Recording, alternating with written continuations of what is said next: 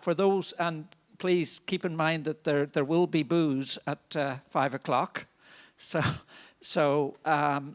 if there are any questions, first of all, that you wish to ask at the time and didn't get around to it, now's your opportunity.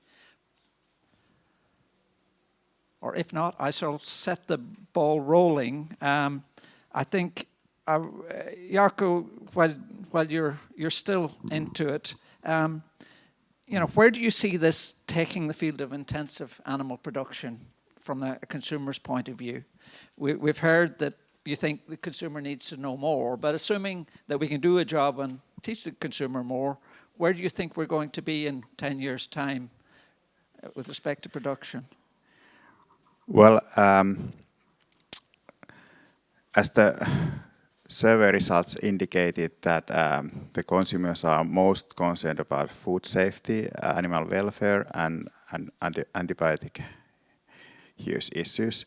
So I think that those are perhaps issues that will receive more attention in the future. I mean, they are given quite a lot of attention also already at the moment, but I would think that they will receive perhaps more attention, especially the antimicrobial resistance. It's very high on the discussion at the moment.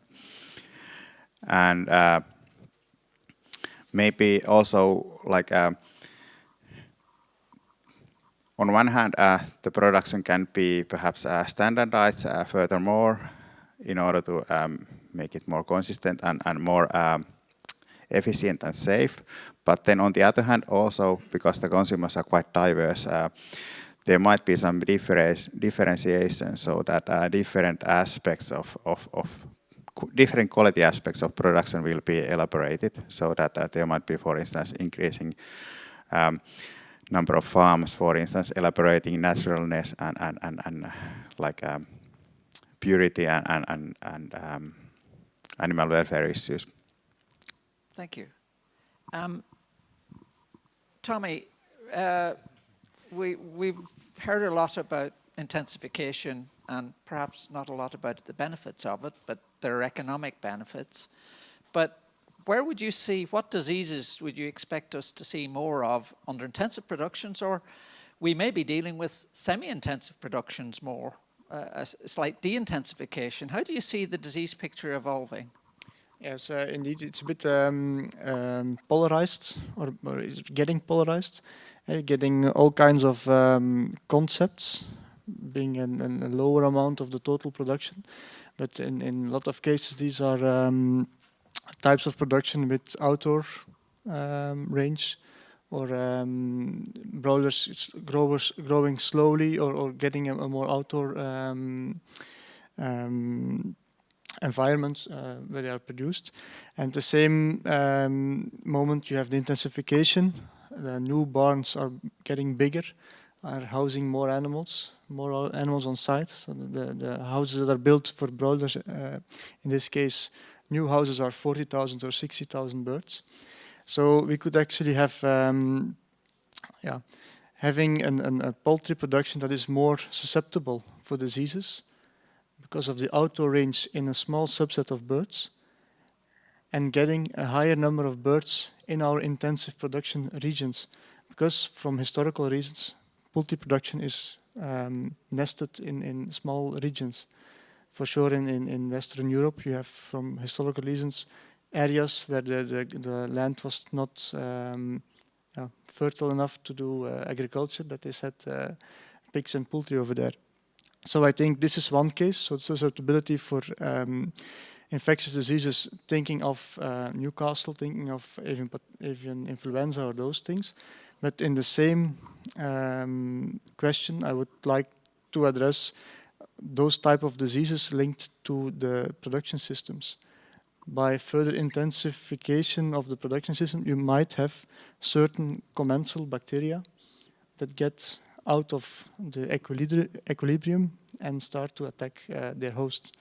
The most beautiful example is Enterococcus in this case, I think. So I think with further intensification, this might also be one of the issues we should further address in the future. Thank you. Oh, sorry. drink. So continuing, Tommy, on stats. 2 questions. One, poultry farmers are notorious tweakers, experimentals, especially in poultry companies. So how do you feel that noise was in your system where a farmer is trying stuff continuously over those 6 flocks or the corporation's trying stuff? How is that impacting your data? The biggest issue is that they are experimenting, indeed. But the issue you get, you see the most frequent mistake, I would call it like that, is that you test something, one flock, it works, so it's good, or it doesn't work, so it's not good, but they don't repeat it enough, or they don't have a control within their farm or something like that. So basically, the real effect of your treatment is not being investigated. We saw this in one of the first deliverables of WP1. It was not presented here. But if you do nothing and you just look at the numbers in poultry, in broiler production, we did this for a 3-year period. 3 years is a very long period. You see your feed conversion naturally going down and your daily growth naturally going up. So basically, if you are doing these things or these tests, you should really take into account that you do, if you have 2 houses, take one house with the same broiler parent background birds in it and test it on this way. Because if you are testing subsequent flocks with different broiler breeder backgrounds, or if you're comparing with historical data, if you would have done nothing, it would have been, it would improve also. So this is one of the things I would And how much variation do you see over the course in one country versus between the countries that you saw? So do you see things really moving differently in different parts of Europe? Yeah, but the tendency is the same. But you see that there is a bit, the averages might differ a bit amongst countries, but the tendency is very much alike. Yeah. Yeah. Genetics and improvements in feed, I think. Yeah. Yeah. Any more? That's somebody else. Any more questions on that topic? If not, let's turn to Ivan and talk a little bit more about the microbiome. It's the single area where we see the most colorful charts. I'm not sure that we always understand it that well, but what do you think? You talk specifically about salmonella there, and I know you've done other work that actually shows that the salmonella challenge, not in great depth, actually damages the establishment of the microbiome, include inflammation, and the whole thing is interacted. Do you think that modification of the microbiome or establishing the microbiome improves the resilience of birds for other challenges? Well, although I was showing data for salmonella only, and this is also because of the mere fact that really we use salmonella as our main challenge model, as our main model, I would probably remind the second slide from my presentation and the difference between commercial microbiota in commercially raised, hatched and raised chickens and those raised in the contact with an adult hen. Pretty different. So whatever we do with our experiments, with our mixtures, although we sometimes do not observe any extra effect against our model salmonella, I still believe that we are going a proper way because simply we are restoring something which is natural. And experiments in our laboratory lasting for 1 or 2 or 3 years, our interest in this area, this is absolutely nothing in comparison to millions of years of evolution, failures in the evolution and selection. So even if we sometimes do not see positive effect against salmonella, I am really convinced that there are other effects which we do not address, but which will be addressed in a commercial use or in a large-scale use. And indirectly, I can confirm this by our observations. So we inoculate on a nearly monthly or weekly basis, right? We have a simple access to a local hatchery of egg-laying type of birds. So males are on the day 1 are discarded. So we have them for free. of charge, so unlimited source of chickens for us on a weekly basis on Monday and Thursday and Monday and Thursday and so on. So we perform really quite a lot of experiments, and anytime we inoculated, we never observed anything negative. One, on average, I would say, right? 1 out of 10 experiments, colleagues come to me that our control non-inoculated birds are somehow corrupted. And this is exactly this performance. Some there are increased death rates, poor body weight increases, strange behavior, and so on. And this is probably exactly the case, and the space for, as I sometimes said, next generation of probiotics. 10 times administration of our mixture of anaerobes would be for nothing. Your flock, your batch would develop correctly even without. But on 11th case, this inoculation will protect you from losses, because something wrong will happen. Enterococci will enter, Helicobacter in a huge amount will enter your flocks, and so on. And in such cases, inoculation of the gut anaerobes, which do belong to the intestinal tract, may protect your flocks, not against salmonella, I don't know against what, but against something what may happen during the common life. So yes, those birds are very likely more resistant to everything, including salmonella. And doesn't matter that this increased resistance is a small one, 10%, 1 log of magnitude. It is in there, and what I was talking about, it's a single shot, single inoculation. And we do know, although I was not showing, that what we inoculate, those bacteria about which I was talking, they do survive, for example, for the whole production for at least 42 days or 46 days. So if considering broiler lifespan, they are in there, in ceca, in the intestinal tract, in broilers for the whole production time. So they do protect after a single shot for the whole production life. And I think your other work showed that if you don't administer the the hen or the microbiome, it can take anything from, 4 to 16 weeks to establish an adult flora? This was, but you have to, that's right. So in one of our experiments, we monitored development of gut or cecal microbiota, distal parts of intestinal tract in egg layers. And this was one particular farm. And in this farm, commercial farm, so outside of our laboratories, nothing academic, real life in the Czech Republic, but the same production style as elsewhere in the Europe or US. And in that particular experiment, indeed, we observed that the development of gut microbiota and gut microbiota stabilized sometimes around the reaching of sexual maturity and onset of egg of lay. So it lasted for 18 weeks for the chickens to collect individual gut microbiota members from the environment. And once the egg lay was initiated, but I mean now the age of the hens at first. So since that time till the end of production, till the week 60, when the owner decided to slaughter the flock, cecal microbiota composition was nearly the same, 50% of gram-positive, 50% of gram-negatives. But yes, it lasted for 18 weeks to reach some kind of adult type of gut microbiota.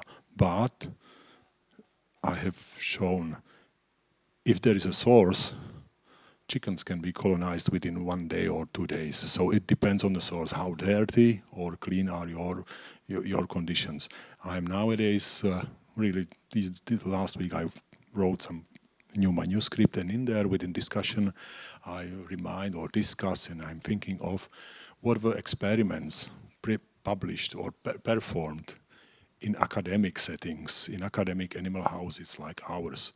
Ventilation, HEPA filters, whatever. And if these are performed with chickens for the first 2, 3, 4 weeks of life, most of the studies will deal with gram-positive firmicutes, lack of other microbiota. if similar experiments is performed in a commercial broiler farm, yes, gram-negative bacteroidetes may already appear, and the studies will address different microbiota or different microbiota members. But it would be fair to say that a lot of the microorganisms that you study or that you've got on your chart are not well vertically transmitted and or not consistently, and potentially are good hygiene, cleaning, disinfection, separation of generations needs to be counteracted by replacing those organisms. Is that fair to say? Well, I am defending my own work, right? So I'm saying something like this. Now, thinking absolutely honestly and critically, you can imagine conditions, commercial production. So there are 2 points, right? Commercial production, rapid body weight increases, rapid economics, and so on. And second point of view is evolution, reproduction, and so on. So the chickens, they evolved not only to create body mass, muscles, eggs, and so on. They evolved to survive until sexual maturity and then to reproduce. So for this, microbiota development, as I was describing, is probably the most optimal. I do not exclude that under extremely specific conditions, like commercial production focused on maximal body weight increases or maximal egg productions, especially muscles, especially broilers, right? Short lifespan. Microbiota development different from the one which is optimal for reproduction, long-term existence, may be even more proficient or more compatible with that task, with that demand, than the one type which is targeted at long-term survival and reproduction. So within broiler production and really the broilers for meat production, perhaps it won't be necessary to provide probiotics, or might be necessary to provide probiotics, but of a special and specific composition, different from the probiotic preparations which might be provided to egg layers or broiler parent flocks. And the transmission, right? Pretty frustrating is the fact that we indeed cannot colonize, we do not know how to colonize chickens with gram-positive bacteria, despite the fact that if you look at the cecal microbiota in chickens which are 1 or 2 weeks old, these bacteria are in there.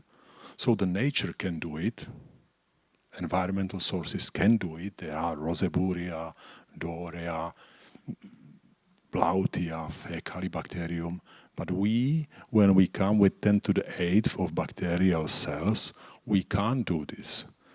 And that's pretty frustrating. I don't know the reason, right? Well, there is a couple of hypotheses, but no answer. Lots more work. Any microbiome questions from the audience before we... Comment. In my understanding, it's not fully correct to compare evolution of poultry, of birds, and modern broilers, because feed consumption in modern broilers is a challenge as such, and from this challenge, the Clostridium problem arrives. Okay, just one moment, I think that this approach of challenge with Salmonella is more relevant for layers than for broilers. So, what is your opinion on or comment on that? Well, this is something what I wanted to say 1 or 2 minutes ago. For particular cases, like really broiler production, the current system and current environmental sources dependent development of gut microbiota might be the most optimal one because of the really specific cases. The cost for this is high zoohygienic conditions which you have to keep within your flocks. But yes, well, I do not exclude. On the other hand, when we introduced one of our mixtures to a broilers, but still kept under academic conditions, right? University animal houses, we improved body weight increases by 5%, but significant and in a positive direction. So why not, right? But yes, for specific cases, administration of too complex microbiota might be counterproductive. Yeah. Thanks, Ivan. Jens, where do you see us going in 5 or 10 years' time? We're not going to have E. coli-free poultry production, clearly. Are we going to be looking more for sort of general control mechanisms, maybe like the microbiome? Or are we going to try to have pathogen control programs targeted at specific strains? I think we'll go two parallel tracks here. I mean, the probiotic way, I think we will explore that very much. But I think in the microbiological community, at least, there's also a tendency to see E. coli becoming, or some subtypes, being primary pathogens. And that's, again, I talk about these sequence types. We see some subtypes of coli being very virulent and causing outbreaks in broiler breeders, for instance. And that means monoclonal. It's one subtype killing a lot of birds. And that's in contrast to the former opinion about coli being a secondary infection, where other predisposing factors should be there before any coli in the flock could cause problems. We've seen coli really behave in a way as a primary pathogen. And I think we try that, and not only us, but several groups, to identify these virulence markers and which are these types and why are they so virulent. And perhaps consider them as, again, someone we should identify in the top of the pyramid and try to avoid. So there is the general probiotic track, and then there is also the search for some of these microbiological different E. colis, and we are not there whatsoever right now. Defining a very virulent E. coli based on a set of virulence genes, for instance, is very difficult. People do it by saying, well, we look at these 10, 18, whatever genes, and then we call it avian pathogenic if it carry these genes. But we know, and we've seen, it varies a lot. So we really do not have a clue, but epidemiologically, we can see some sequence types behave very aggressively. So I see two tracks, actually. Thanks very much. I'm conscious that we're getting close to I think we could go on that topic for a long time. We could. So, Neil, I think you showed really interesting work on very detailed technology. How far away do you think this is from us having things that we'll be doing practically based on it, either in product development or in genetics? Where do you see that sort of technology being most useful to the industry? Well, I think certainly in terms of our work to progress it further, we're probably not that far away from actually having biomarker sets where it would give clinicians a good handle on disease to use simple techniques like PCR, or companies who do that when clinicians send samples off. But these would be, in some cases, so for instance, Clostridium perfringens, which causes necrotic enteritis, is ubiquitous. So it's very difficult to diagnose it using conventional PCR looking for a pathogen or looking for Clostridium perfringens, because it's quite often there. And if we think of wet litter, well, deep litter systems quite often gets missed. And problems with necrotic enteritis and coccidia as well may well increase as we reduce antibiotic usage, and we've got more and more resistance to the drugs we've got. So those biomarkers of early diagnosis could become very, very important. That's great. Just finally then, we turn back to Elias, who started us off. We'll go complete circle. This has been a 5-year project, and it's almost coming to the end. What do you see as the topic that's going to be most active now from here to the end of the project, and where do you see us going next? Well, we have some contractual obligations over the last 6 months of the project, and these are mainly to produce policy guidelines and best practice guidelines. So we are putting quite a lot of effort into that, and this is actually something tangible because the scientific publications are something that you expect from a project like ours, but the important issue is to produce something that will have practical applications. The other line of effort is in the dissemination activities, and you have a lot, but really a lot, of dissemination activities, including participation in conferences, in dissemination events. For example, we are having a major input into the European Association of Animal Production event, where you have 15 communications. We have input into the European Poultry Conference, and of course we have our own dissemination activity at the end of the contract in Ghent. So we are quite busy, but the effort is mainly into dissemination, into producing something that will benefit the relevant stakeholders. And from our perspective, this is quite exciting. Thank you very much. So last opportunity, everybody. We've come to closing time, just before our networking session, which will be lubricated outside. So any final questions from the floor? If not, could you please join me in thanking all of the speakers for the excellent papers we've had this afternoon. Thank you.